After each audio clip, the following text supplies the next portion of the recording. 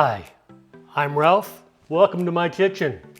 Today we're talking about oven fries, but we're going to be comparing the techniques of two of my favorite YouTube personalities, Julia from America's Test Kitchen, and they always do an awesome job, and Ethan Chlebowski from his channel, and he's also another one of my favorites. These are both going to be great techniques, but we're going to see which one we like a little bit better. So, starting out, I've got two russet potatoes. One is going to be for one side and the other one for the other technique. Even the way we cut them are going to be a little bit different. But do start off probably best if you skin them, but you don't necessarily have to. First one is going to be Julia's method from America's Test Kitchen. She cuts the potato in half, then she does it in quarters. Then she takes the quarters and basically wedges those up.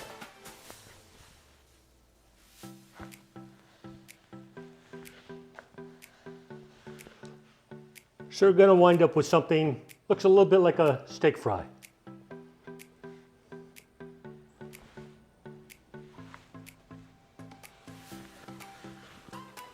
Now we'll deal with Ethan's here in just a second, but continuing on with Julia's method, she puts them into a bowl and then runs hot tap water over them for 10 minutes.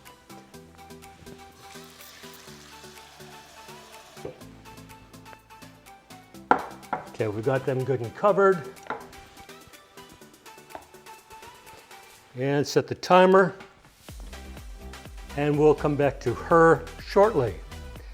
Now, Ethan, he is recommending that you cut them into your typical French fry shape of about ½ inch.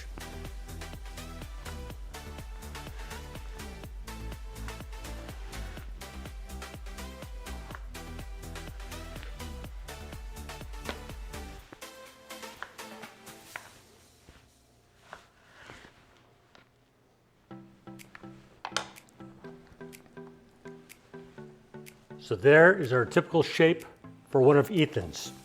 Now, the way they differ is, while Julia's puts hers into hot tap water, Ethan, who is doing a version of Adam Ragusea's oven fries, is going to be putting them into boiling water. So with that said, let me get that water up to a boil and we will be right back. The timer is going off for Julia's. So it's time to get them out of the water. Okay, now we're going to be bringing them out, patting them dry.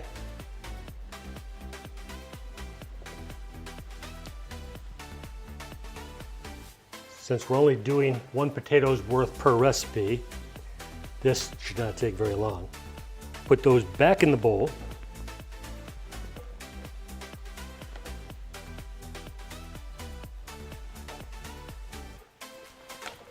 And Julia's recipe calls for putting some oil in the pan to start out with. Now she's using a full-size pan. I'm using a full-size half pan. I'm using a quarter-size pan.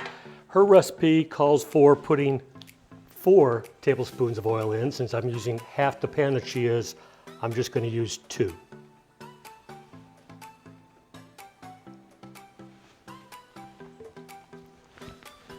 Get that all spread out.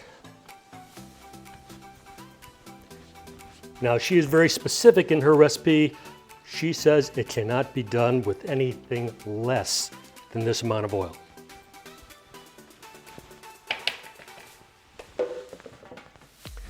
Then she says put a tablespoon on top of our fries themselves. Get that mixed up. They're getting pretty good and coated here. Now, she also recommends that at this stage, seasoning the pan with the salt and pepper. And she is giving some ratios for that as well.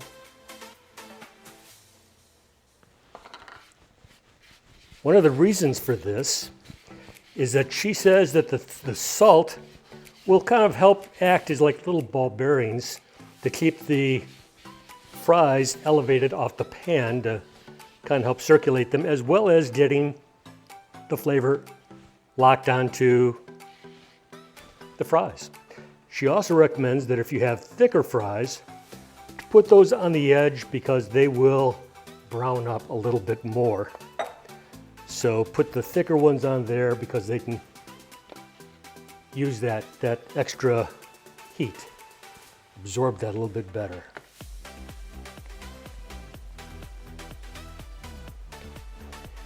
And got one left. That works out just about right. Now, the other thing she says is to cover them for the first 15 to 20 minutes. So I've got some foil here. We're going to cover the pan. We've got the oven heated to 475, which is different from what Ethan's recipe is. So 475, she says to put it on the lowest rack for about 20 minutes. Okay, now it's Ethan's turn to see how he prepares his fries before they go into the oven. The water is boiling. His recommendation, which is different from Adam Ragusea's, who also recommends the boiling, is to add some vinegar to the water beforehand. That if you do that, it's going to keep the texture a little bit more solid. They're not going to break apart as easily in the boiling process. Now he also recommends salting the boiling water with, he describes it as about 3 fingers full of salt to make sure that that is good and blended up.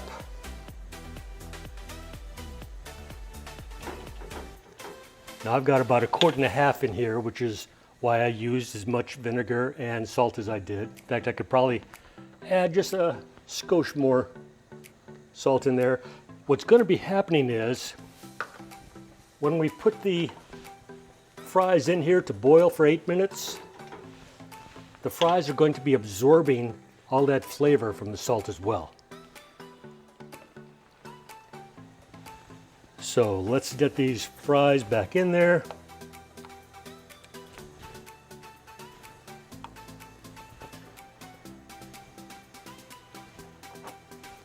Set that timer for 8 minutes. We will be back in 8 and check on them then. I hear the timer going off. It is time to pull the fries. Let's go ahead and drain that off.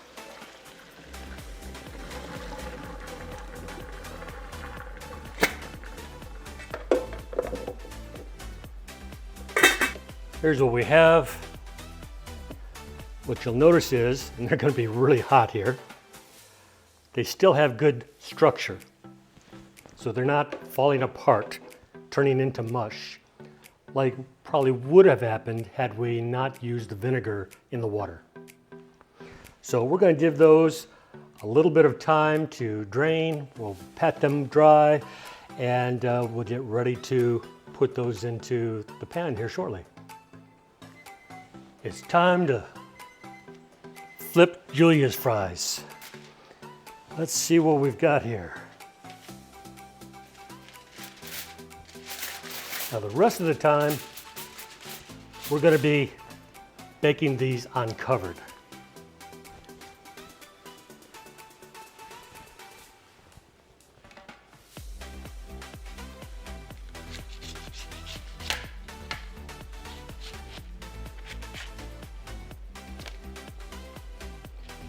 There you go. You can see the browning that took place on the lower side, which is why she had to put them on the lower rack. Okay, and they are going to go back in for about another 20 minutes.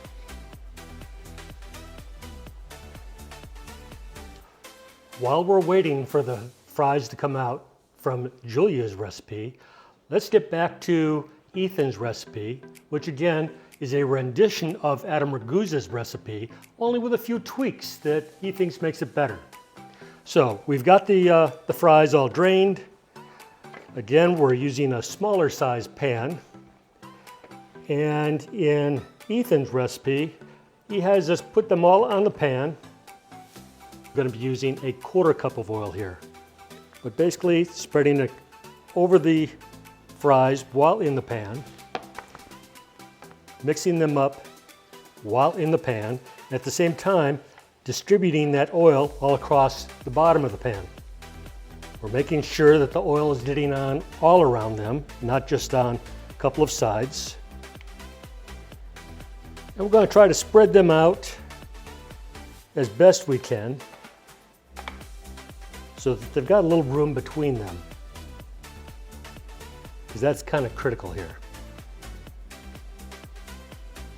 Now, as soon as we have Julia's recipe out of the oven, we're going to have to be turning the oven temperature down from 475 down to 450, which is where Ethan's recipe is. So we've got these ready to go as soon as the first batch comes out. So I'll put that off to the side. We'll be back shortly. Okay, I just took Julia's recipe out of the oven, and I've just changed the temperature and put Ethan's in. So we'll see about his shortly. Here's how these have come out of the oven. We will get these onto some paper towels to kind of be draining a little bit.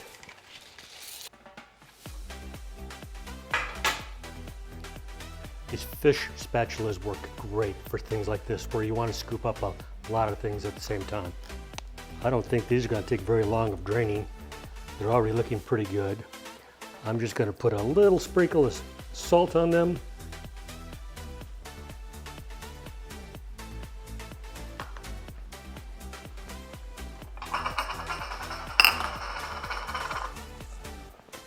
Put them into a bowl. Here's what the fries look like. A little dark. They are crispy. You know, get the good angle from both sides. Now, Julia says she likes them dark. Her family might not, but she does. She prefers them this way. I'm not sure I do.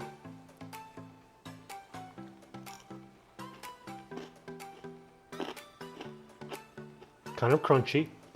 It is crisp.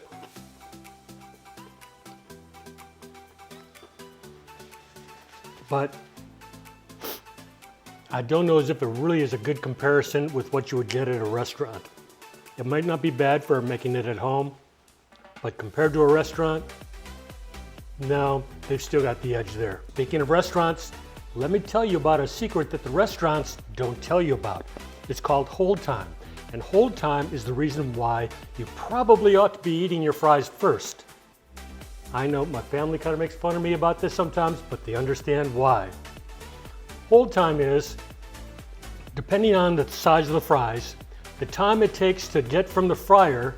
They put them in the tray, they salt them, they package them up, or they put them on their plate, and then they get them to you. 7 minutes is that hold time that they have to get them from the fryer to you. If you're at the end of that 7 minutes, that's even less time that you have for getting a good, fresh, hot fry. Have you ever gone into a restaurant and the fries were not hot? You know it right away. So that is what a hold time is. How do they kind of disguise it sometimes? That's why some of these restaurants will put a little bit of breading, a little bit of paprika, some other kinds of seasonings, because if they're giving you another flavor to the fries, you're not noticing the fact as much that they're not hot. So it gives them a little bit more time to get that fry to you. So remember that, the restaurant secret, hold time. Make sure you're getting your family, your guest, the fries Do them with the last things so that they're fresh with whatever else you're serving them. With that said, we've got just a little bit more time to wait on Ethan's fries, and we'll find out how they turn out. Okay, it's time to flip Ethan's fries.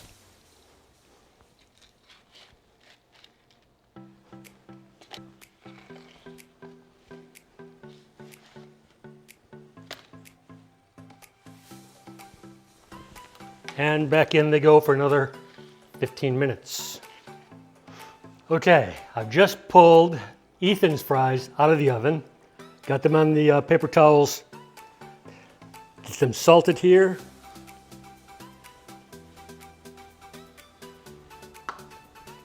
Let's give one a shot.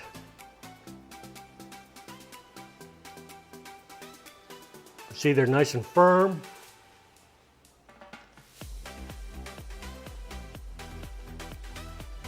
That's very good. It's very good.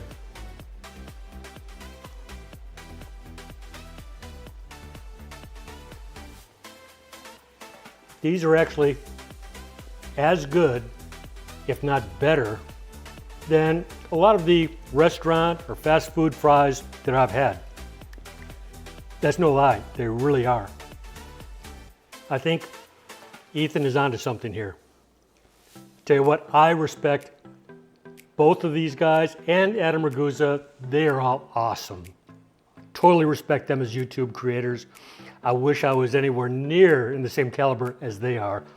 But I tell you what, these are great. You need to try these. I will have the directions and recipes down below. If you like the video, give me a like, consider a subscription. And with that, I will catch y'all the next time.